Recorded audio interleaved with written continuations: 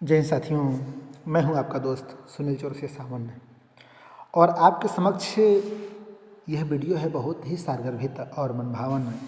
रसखान से संबंधित प्रश्न सभी परीक्षाओं में पूछे जाते हैं, चाहे आप A to Z किसी भी परीक्षा की तैयारी कर रहे हों। और मेरी कोशिश यही रहती है कि जिन विद्यार्थियों की, जिन कैंडिडेट्स की आर्थिक स्थिति सही नहीं है, उनकी भी तैयारी सुचारू रूप से चलती रहे। आज किसी भी तैयारी के लिए खर्च अधिक से अधिक लग जाता है, फीस अधिक से अधिक लगती है, जिसका निर्वहन गरीब परिवार के विद्यार्थी नहीं कर पाते हैं, कैंडिडेट नहीं कर पाते हैं। मेरी कोशिश रहती है कि आपको सारगर्भित वीडियो प्रोवाइड कराई जाए और सहज भाषा में, सरलता से। तो इस वीडियो में आप शुरू से अंत तक बने रहिएगा। अगर रसखान से संबंधित कोई भी प्रश्न पूछा जाएगा किसी भी परीक्षा में, चाहे वो कथन से संबंधित हो, मिलान करने वाला हो, रचना से संबंधित हो, तो आप एक भी प्रश्न गलत करके नहीं आएंगे, ये मेरा दावा है। तो कॉपी और किताब लेकर बैठ जाइए, कलम लेकर बैठ जाइए और जो भी हम बता रहे हैं उसको लिखते जाइएगा। ये सभी परीक्षाओं के लिए रामबाण वीडियो है, किसी भी परीक्षा की आप तैयारी कर रहे हों तो वीडियो में आप शुरू से अंत तक बने रहिए। वीडियो अगर अच्छी लगे तो लाइक करके शेयर अवश्य कीजिएगा, यही आपके लिए गुरुदक्षिणा है। आइए आगे बढ़ते हैं। रसखान से संबंधित सबसे पहला प्रश्न कई परीक्षाओं में पूछा गया कि उनका पूरा नाम क्या है। तो सैयद इब्राहिम रसखान पूरा नाम है। 1548 में इनका जन्म हुआ था। कृष्ण भक्त कवि हैं और किसके शिष्य हैं? विठल नाथ के शिष्य हैं। रसखान वल्लभाचार्य के शिष्य नहीं हैं, सूरदास वल्लभाचार्य के शिष्य हैं और रसखान वल्लभाचार्य के पुत्र विठलनाथ के शिष्य हैं। मथुरा के महावन में इनकी समाधि स्थली है। 12 खंभों की समाधि शेष है। रसखान की छतरी कहा जाता है उसे। क्या कहा जाता है? रसखान की छतरी इनकी समाधि स्थल को कहा जाता है, जो मथुरा में है। आप ईमानदारी से कमेंट बॉक्स में बताइए, क्या आपको पता था कि रसखान की समाधि स्थल कहाँ है और किस नाम से जानते हैं? रीति मुक्त कवियों में भी इनका प्रमुख स्थान है। भारतेंदु ने एक कथन कहा था जो अक्सर परीक्षाओं में पूछा जाता है, इन मुसलमान हर जनन पर कोटिन हिंदू वारिये। किसके संदर्भ में कहा है? तो रसखान के संदर्भ में कहा है। किसने कहा है? भारतेंदु ने। इसमें रसखान का नाम सर्वोपरि है। बोधा और आलम भी इसी परंपरा में आते हैं। रसखान तुलसीदास के समकालीन थे। 252 वैष्णवों की वार्ता में भी उन्हें वल्लभ संप्रदाय का अनुयायी माना गया है। यह ब्रज भाषा से बहुत प्रेम करते थे। इनकी भाषा शुद्ध परिमार्जित साहित्यिक ब्रज भाषा है। उनके काव्य में श्रृंगार रस की प्रधानता है, साथ ही वात्सल्य रस भी मिलता है। मूल गोसाई चरित में तुलसीदास द्वारा रामचरितमानस की कथा सर्वप्रथम रसखान को सुनाने का उल्लेख है। गोस्वामी तुलसीदास जी ने अपने रामचरितमानस की कथा सबसे पहले किसे सुनाई थी? तो रसखान को। आपकी प्रमुख रचनाएं कौन कौन सी हैं? सुजान रसखान, दान लीला, अष्टयाम और प्रेम वाटिका। प्रेम वाटिका रसखान की अंतिम रचना है। राधा कृष्ण को मालिन माली मानकर प्रेम निरूपण किया गया है, जिसमें कुल 53 दोहे हैं। दान लीला में 11 छंद हैं। अष्टयाम में 26 दोहे हैं। सिर्फ 26 दोहे हैं अष्टयाम में। 26 दोहों का एक संग्रह है अष्टयाम।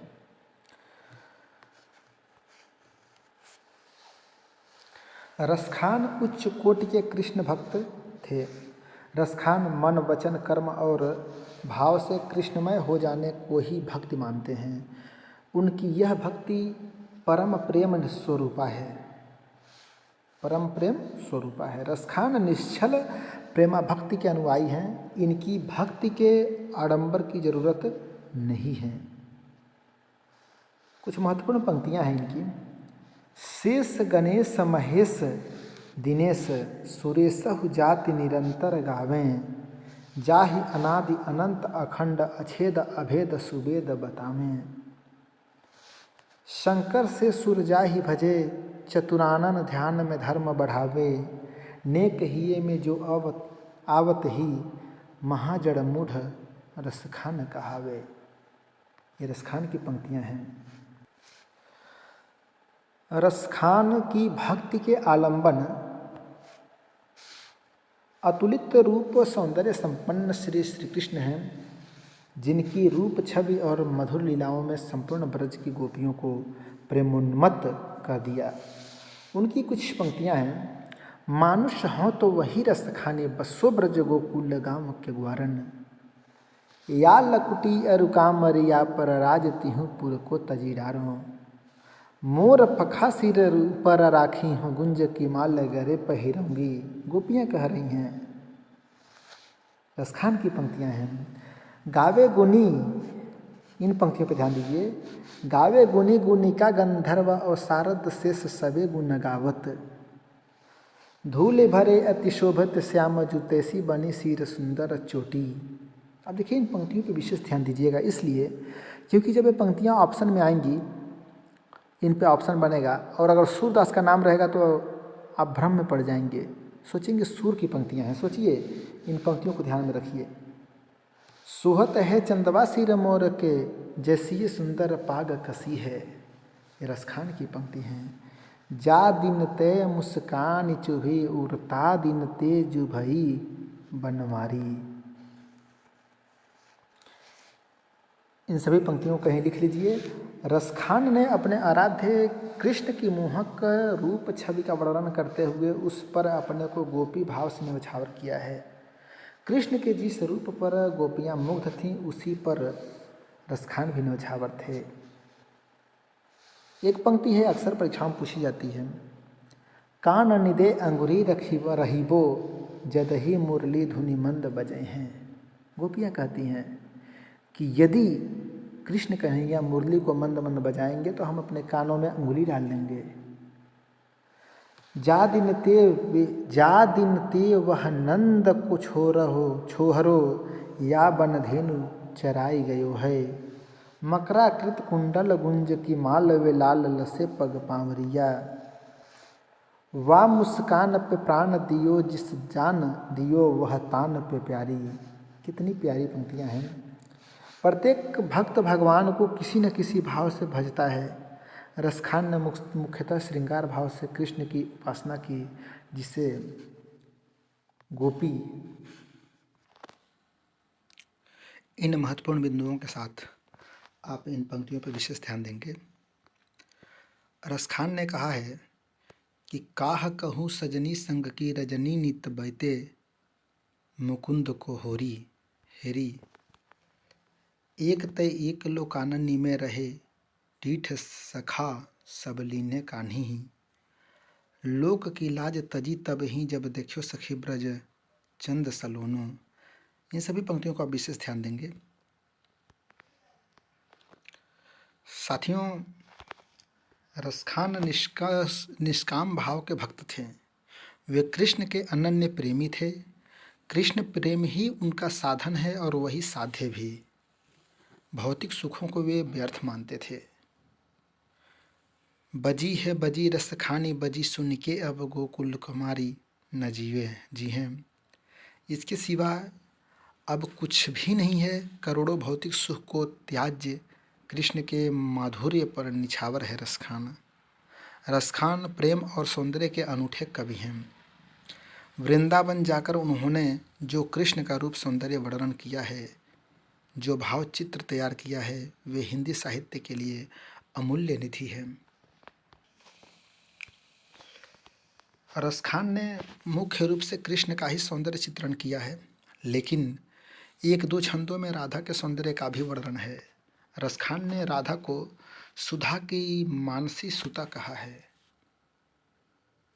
रसखान ने किसको कहा है? राधा को सुधा की मानसी सुता कहा है। न नंदन खैर के बैठी भटू, रही आज सुधा की सुता मानसी। मनो इंदु बधून लजावन को सब ज्ञानिन, काढ़ी धरी गढ़सी गनसी रस खाने बिराजती चौकी कुचो बिच उत्तमताही जरी तनसी दमके दृग बाग बान के घायन को गिरी सेत के साधी के जीवनसी। रसखान रूप माधुरी और रूप प्रभाव के कवि हैं। वे रूप दृष्टा नहीं, उसके भोक्ता हैं। वो भोक्ता हैं।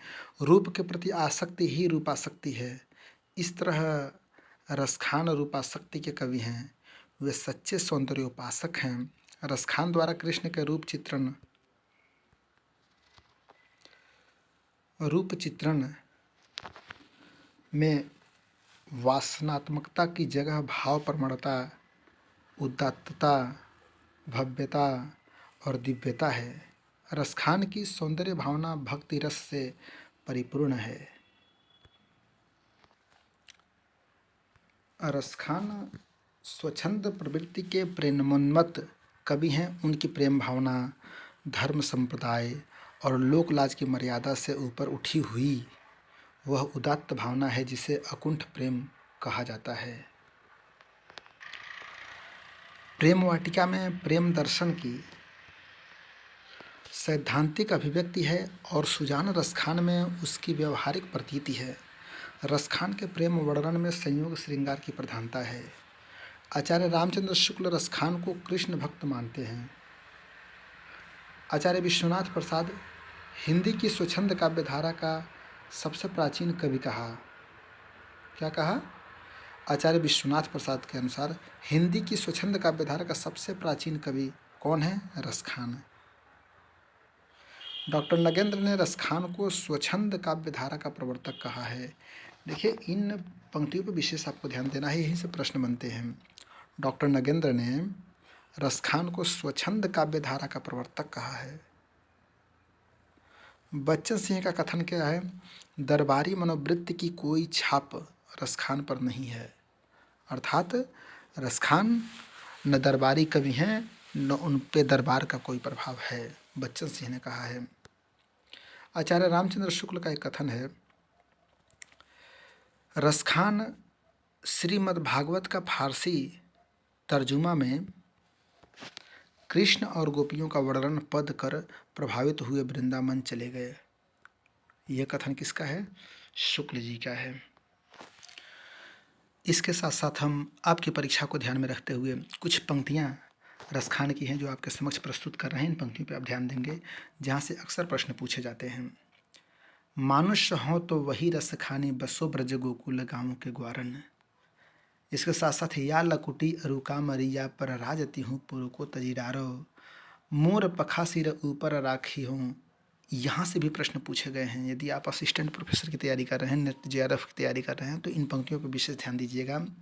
गावे सुनी गणिका, यहाँ से भी पूछा जाता है। देखिए, एक मैंने बताया था ना, शेष गणेश वाली भी पंक्ति बहुत महत्वपूर्ण है।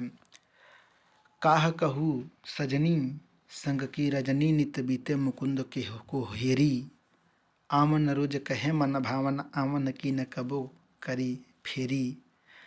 कितनी प्यारी पंक्तियां हैं। एक ते एक लोकाननी में रहे डीठ सखा सब लीने कन्हाई। लोक की लाज तभी तब ही जब देखो सखी ब्रज चंद सलोनो। धूर भरे अति शोभित श्यामजू तैसी बनी सिर सुंदर चोटी। देखिए, इन पंक्तियों को आप अभी रसखान को पढ़ रहे हैं तो आपको लग रहा है कि हाँ रसखान की ही पंक्तियां हैं, लेकिन बहुत ध्यान से पढ़िएगा, अपने जहन में रखिएगा। क्यों? क्योंकि जब परीक्षा में आएगा ना तो देखिए, जो कृष्ण भक्त कवि हैं 4 कवियों को सामने आपके रख देगा और एक पंक्ति रहेगी कृष्ण भक्ति की, आप फंस जाएंगे कि ये पंक्ति सूरदास की है कि रसखान की है। अभी तो आपको सामान्य लग रहा है। इतना कठिन भी नहीं है और इतना आसान भी नहीं है, मैं आपसे बता दे रहा हूँ। सुहत है चंदवा सिर मोर के जैसियों सुंदर पाग कसी है। आप इन पंक्तियों पर विशेष ध्यान देंगे। ब्रह्म के ढूढ़ पुराणन गानन वेद ऋचा सुनि चौगुन चायन। शेष गणेश महेश दिनेश सुरेशहु जाहि निरंतर गावे। शंकर से सूर जाहि भजें चतुरानन ध्यान में धर्म बढ़ावे। जा दिन ते मुस्कान चुभी उड़ता दिन ते जुभई बनवारी, कौन को लाल सलोनो सखी वह जाकी बड़ी अखिया अनियारी। कितनी प्यारी पंक्तियां हैं। नैन लखियो सब गुंजन में, वनते निकसियो अटक्यो मटक्यो री। और बसी है बजी, बजी है बजी, रसखान बजी सुन के अब गोप कुमारी न जय हैं। इन सभी पंक्तियों को मैं चाहूँ तो पढ़ सकता हूँ, लेकिन वीडियो अनावश्यक रूप से बड़ी होगी। आप इसको देख लीजिए और ध्यान में रखिएगा। कानन दे अंगुरी रही वो, जदही मुरली धुनि मंद बजे हैं। इन पंक्तियों को ध्यान दीजिएगा। जा दिन ते वह नंद को छोहरो, या वन धेनु चरायो गयो है। मकराकृत कुंडल गुंज की माले वे लाल लसे पग पामरिया। वा मुस्कान पे प्राण दियो, जिस जान दियो वह तान पे प्यारी। मान दियो मन मानिक के संग, वा मुख मंजू पे जो बनवारी। वा तन को रस खाने पेरी, तन ताही दियो नहीं अन विचारी। सो मुँह माड़ी करी अब का हा लाल पे लेल, आज समाज में खुआरी। तो इन पंक्तियों पे आपको विशेष ध्यान देना है। आज मैंने आप सबके समक्ष रसखान से संबंधित वीडियो प्रोवाइड की, आपकी परीक्षा को ध्यान में रखते हुए। अगली वीडियो आपको किस टॉपिक पे चाहिए ज़रूर बताएं। वीडियो अगर अच्छी लगी हो तो अपना प्रेम ज़रूर दें। फिर मिलते हैं एक सारगर्भित वीडियो के साथ। अपनी तैयारी को जारी रखें। जय हिंद, वंदे मातरम।